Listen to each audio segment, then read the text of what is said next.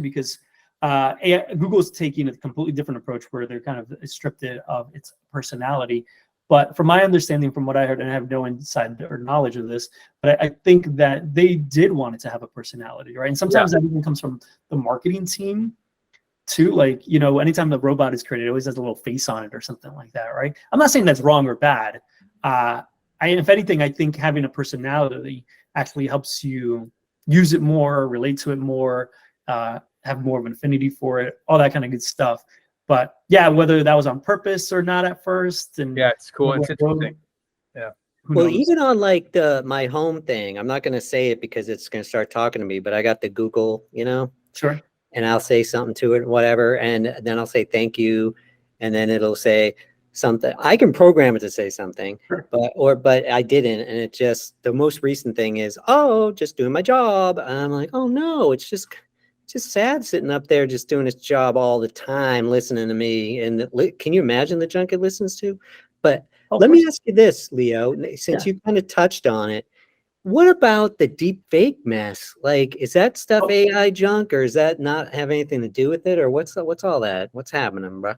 It's 100% AI, where it could study, you know, hours and hours and hours of video from Tom Cruise, study Tom Cruise's voice, so on and so on, and then being able to map it to an actual virtual model and then produce a deep fake. Or for maybe those that don't know what deep fake is, it's almost like what you're doing right now. You're pretending to be a strawberry, but you're not really a strawberry, right? So it's taking someone else's personality and model and becoming Jeff, becoming Brad Pitt, becoming whomever. That stuff is scary. I mean, it's very scary. The most recent, I don't know if you all followed it, there were two major photos or group of photos that went viral. One where it was Trump getting arrested, and then one where it was in the exactly one with white stuff. The one with Trump, pretty much everybody who saw it was like, this is fake, right? Or they said it in the posts. The Pope one, though, that even me scrolling through, I'm like, that's real, right?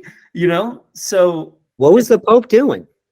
He was in this wild white getup. Oh, so that jacket. Yeah. But they also have that. My wife just showed me the ones where some politicians were kind of dressed in drag and stuff like that, and I think that was an AI. Did you see the Tom Cruise and Paris Hilton video? No. Where they were getting ready to go to like an event, and Tom's like, "We're going to be late," and I don't know if it was real but it said Tom, like hashtag deep Tom kind of thing, and I was like, it's got to be deep fake stuff. Yeah, there's a whole channel, a couple of social media platforms where there's basically just this person as Keanu Reeves doing stuff, and it, like, right now, you know, if you sat there and you studied it and you're like, let me look at this a bit more, you're like, something's weird off of this. Yeah. But if you're just quickly looking at it, you wouldn't know, right? Also, that's how it is now. Imagine a year from now. Totally. I think that's what people are forgetting. And one of the major things that I like to educate folks, or at least have the conversation about, it's not if this is going to happen or if that's going to happen, it's when, right? I had the privilege of being able to play with ChatGPT in the earlier versions, before ChatGPT, before GPT-4, before GPT-3, all that kind of good stuff. And about, let's say, a year and a half, 2 years ago, I was using it, and I'd have it write some of my personal blogs or this or that, and I'd always have to go in there and kind of really edit it. Now, like, you could make it produce a piece of content and do minimal edits to it, right? Well, I've seen that progress. Give it another year. Like, bro, first of all, I thought you said you were talking to Chachi. I'm like, Tony loves Chachi. He's that fucking guy, Scott Baio and shit. But I figured out you weren't. But then I was like, after seeing a bunch of your posts, actually, I started thinking about it, and I was like, oh, snap. So I went and asked my daughter, she's in high school, I was like, how many kids are using this junk just to write papers? Yeah. She's like, okay. Like, oh, dang. Yeah. What teachers? What are they going to be doing? They'll be like, is this a deep what? I don't know what's happening. I don't know. You know, as you all know, I just had a baby, so I'm thinking about this a lot more than I generally would, or even as my time as an educator. I have a very positive look at that. I think, as an educator, as someone who went through the public school system here, that shit is broken, right? Like, across all levels, right? I was teaching, I won't mention the universities, but at two big universities that people will know. You know, there's lots that could be fixed across the board. And I think one of the things is that there's not an ability for teachers, because there's also not enough teachers and they're overworked and all that kind of good stuff, to really focus on the students.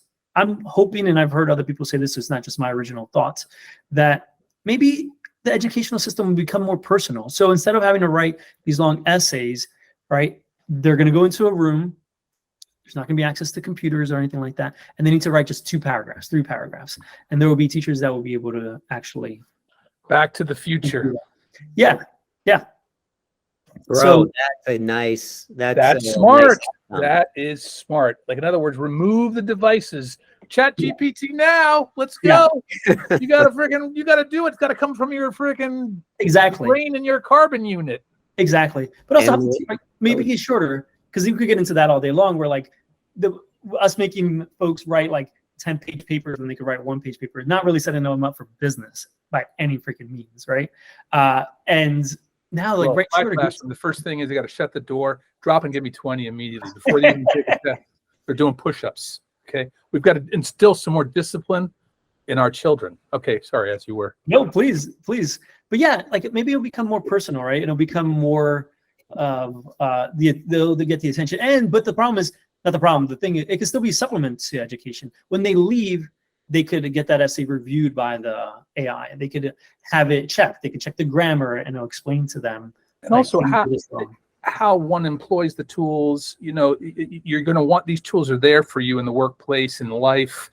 You know, your education. It's already, I see it with my kid, and you know, it becomes how you communicate it now and whatever. But it'll be on another level where you've got these very powerful tools, and you learn the benefits of them and sort of the limitations of them, and what it does to you as a human being, and whatever. In other words, a higher level of sort of understanding of this stuff needs to be taught to our children as well. You got it. All this goes in, which I love, is more of a philosophy conversation than even a technology conversation, right? Smash that like button and subscribe and tell your grandmas and grandpas to do it.